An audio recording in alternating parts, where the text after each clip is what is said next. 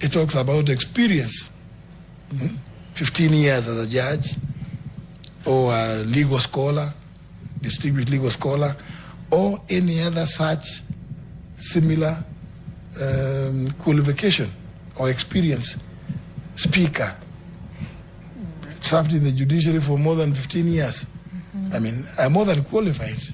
But, you know, for him, according to what he told me at that time, it is because he knew that I'm a stickler. And it is not something that I was beginning. It is something we had done, even as a speaker. He knew I had a knack for. Because particularly talking about what the Constitution requires to be done, I had had some arguments with him when they first began in their first term with Uhuru. And today I'm surprised, William took a 360-degree about turn. Many of you could remember a time I tried to introduce, because see, Kenyans were used to the old system of ministers answering questions on the floor of the House because we were also members of Parliament. Now, when we came in the 11th Parliament, it was a totally new structure. Ministers are not members of Parliament, yet there's a constitutional provision, Article 125, that says Parliament or any of its committees, either House of Parliament or any of its committees, can summon any person to appear before it to give information or evidence. And I reasoned, Parliament sits in plenary. If it's summoning any person, cabinet secretary, where would that? Well, it has to happen in the plenary, isn't it? Right. So I explained to him and then President Uhuru, and they agreed. Yes. Then they asked me to go and see how we can change the standing orders. And I called the leadership of the House at that time. We went through systems, sent teams to go to the US, others to Brazil, others to Senegal, others to France, to see how presidential systems work. And especially because in the context of Africa, a developing country, the issue of question and answer, so that, you know, our members of Parliament will be seen to be representing the concerns of their people. So when I came up with that new model, which they allowed me to go and do, then I had to call the CSs in Parliament, one morning breakfast. And those who had been politicians like Charity Ngilu really liked that opportunity to come and explain themselves on the floor of the House. By the time I went back to my office, I found William had called. He was then deputy president. He had called me more than 10 times. So I called him. He said, Bill, what is happening? He tells me, JB, you have committed a constitutional coup. I said, what? I told him, let me just come and explain to you. Okay. I walked across to Harambee Annex. I was speaker. At that particular time, actually, the president was out of the country. So I go and explain to him. Oh, he says, no, you can't do that. You cannot. You've been holding, he said, what I was doing there, that breakfast meeting, I've been holding a cabinet meeting. I told him, no. In fact, I laughed. I told him, no. I thought I explained to you. You people are the ones who told me to go do this. So what we are doing this morning, and that's why even the media was there actually. If you check through your records, you will see that you are there in that meeting.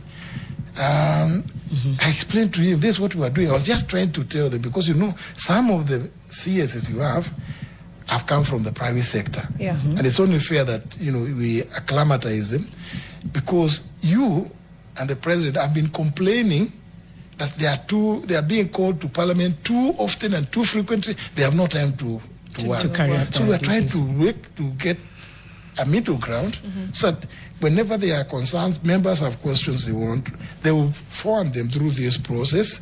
We'll forward the questions to the ministries, and we'll set the days when they will come and times, so that they are not called the next day.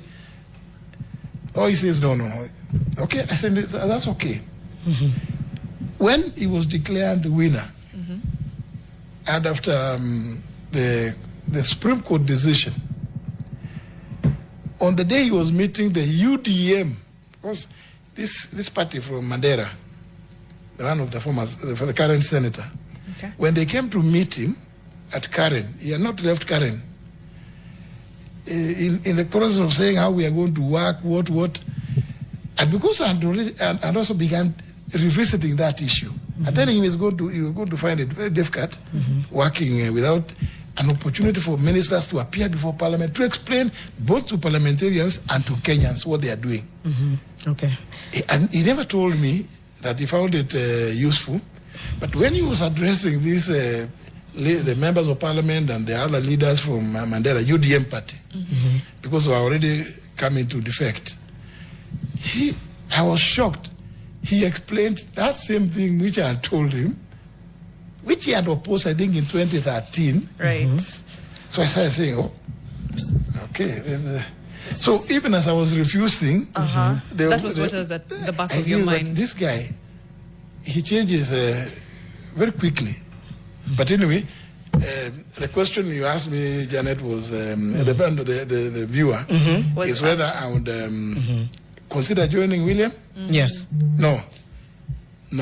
It's not. You've categorically called him a liar, is what we're saying. Yeah, and I think William generally, his DNA is one that has such disdain for institutions. He doesn't think much about any institution or other people. Mariam, I want you to come in. I just want to ask something before I forget, and it's almost alluding to what he said. And by the way, there's quite a lot of ground to cover and a lot of feedback coming in, so we'll try our best to do this. In the previous hour, you said that you wanted to go back in to try and establish, I don't know whether you alluded to the plans of this government or what this government was doing or what the president was doing. Is it a foreshadowing of sorts? Is there something that we need to be cognizant or aware of as the people of Kenya that you feel the government of Kenya is doing or planning to do or planning to roll out? You established I went back because I wanted to understand what's happening in this government. So what is happening? Well, for the purpose of going back, remember at that time I had also been a casualty. I've been a casualty in that my son had been a victim of abduction, and then I was also being told that the matter was under investigation, active investigation. So when by the way, I need to make this clear. When William purported to dismiss me on the 11th alongside the rest of the cabinet, when he called me, I told him, you can't do it. You can't do it this way. I was explaining. I told him, but since I can see you have a problem with this, and already some Kenyans had gone to court. That there's some active fellow from Nakuru had gone to court. So there's a medical doctor. Yes, he's very litigious. He's very litigious, yes. So, and looking and seeing the petition, looking at it, he had actually named me as a party, but I never joined. I never made any reply, any pleading in that petition because I didn't think it was necessary, and I didn't even want to defend the situation that I should go back as Attorney General.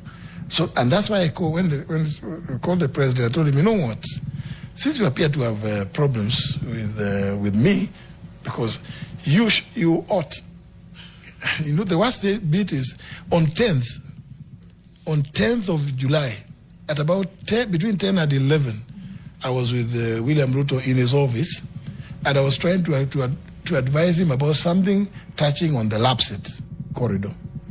And in my presence, he called Kipchumba Murkomen and told him, please, can you look for JB? Yes, useful information that you can discuss about this matter, which is pending before you. That is 10th of July. 11th, I left because it has never been my habit, both during President Uhuru's time and even during William Ruto's time, for me to hang around the State House. Like I see, many of cabinet colleagues have a habit, they want to go and have tea there. and you know, I don't have that time, and I find it useless, and I can't just go to hang out there to have a cup of tea and just do some little gossip. I don't have the time. It has never been my way of doing things. Even when my friend Uhuru Kenyatta was president, I would never. In fact, Uhuru Kenyatta, almost invariably, he would have to call me. Are you free? Can you pass by? Or I would call him when there's something official, tell him, no, please, you must be available to do this, mainly to assent to bills. Because you never see me hanging around there. So anyway, it was on the issue of no, just foreshadowing, very, very briefly. Yeah. No, well, just to find out what was yes, what was happening. Okay. But I realized that these 7 months, 18 days that I've served as a CS, I realized that you know, I could see I was a rank outsider. Yeah. Why though? Because you know, you can always see the way you talk to people, and the way they just, you know, shake your hand and move on quickly. Then I realized that I'm actually in the wrong place. Right. Your relationship with Riggy, did it have anything to do with that? No. Riggy,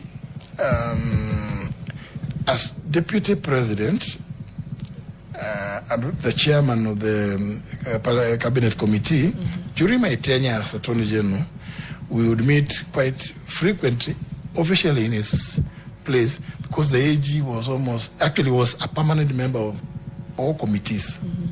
So I would always meet with him. But because at that time, in the initial stages, I was still doing a lot of UDA work. And whenever you'd see, they're just discussing about UDA. In fact, I remember one time they talked about members of cabinet contributing to the kitty of the party. I looked at them. I looked at Alfred Mutua. I noticed he didn't mind that. I looked at Musalia. I could see he was also saying nothing. And because the announcement was made by Kindiki, and then Riggy was amplifying, I told them, but you know, not all of us belong to your party. Okay. So, you know, I have no issue with Riggy. He's my friend because we were together in the same coalition. But that friendship, do you think it soured things on now the other end with you, with the president? No. Because by the way, I don't think whether we have even had any social engagement outside of office. No. Okay. When we saw things beginning to go sour, the former minister for CS for Education, Ezekiel Machogu, called me one day after a committee meeting. He called me, he called Owalo, he called Mvuria. I told me, can we go and find out from the DP, what is this we are seeing between, that was around May, between him and the president. It looks like the relationship is not good. Right. I told him, no, it is true. And I even told Machogu, by the way, I've even discussed it with the president myself, tried to find out what is the issue.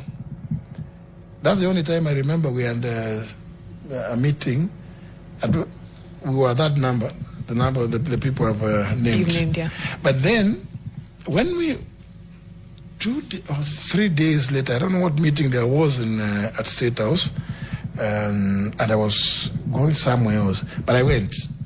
And when I got there, I found Mvuria very scared and Owalo, and they told me that they had been confronted by Duale, and he asked them what it is they were doing with that Mukora. The Mukora being? Riggy. Okay. And he was referring, according to them, he was referring to that meeting we had, which was at the instigation or proposal of Ezekiel Machogu. Right. So, and Ezekiel also came, and Wallo, they all came. I told them, okay, the best thing, let's go and tell the president, explain to the president what it is we're discussing, because when you see Duale, raising those issues, and he's one of those people who likes hanging around State House a lot, you know, he might go and report the wrong thing. Right. Maybe I think he had already reported actually. At that time. So we went, and after the official meeting that was there, we went to the president, and I think I was dashing to some place, I don't know what meeting, at the Kenya School of Government. But that was still, when I was still AG. I went and we explained, I told the president, no, we did this. Ezekiel called me, just like as I've explained. Yes. We went to find out. And what did he say? I told Machogu explain. He just started saying he feels that he's being sidelined, things like this. And so we thought you could intervene yourself. And me, I excused myself. That was, I think, almost 2 months thereafter, we were fired. Okay. We're going into a break. Again, so much ground to cover. I know we may not be able to take feedback after the break. So very quickly, we have some feedback on YouTube. Jeremy Mutuma asked JB if he will vie from Better North MP by election. That's one. Kelvin Bogwa, Muturi deserves a high position in this country. Somebody else is saying, my prince, in your own words, JB, was Ruto the right person to take over from Uhuru Kenyatta? Evans Kimurgo Yegon, enjoying the conversation. Even though JB comes from my constituency, I can say we people of Mbeere North have benefited, or don't feel like we've benefited from him when he was in power. And somebody else, Rahemtullah Omar, would he consider running as presidential candidate as he has served in all 3 arms of government? Okay, so a lot of feedback, a lot of questions, a lot of thoughts there. We'll see whether he'll be able to take on some of them. But just in case we're not able to send these questions to him after the break, there is your feedback from YouTube. Thank you so much, Fixers. Orendo, Jacob, KE, the conversation is nice. Thank you to our Fixers for joining the conversation. Keep sharing your comments and questions. We'll be back with Justin Muturi. A lot of ground to cover in 30 minutes. We'll try our best with Mario.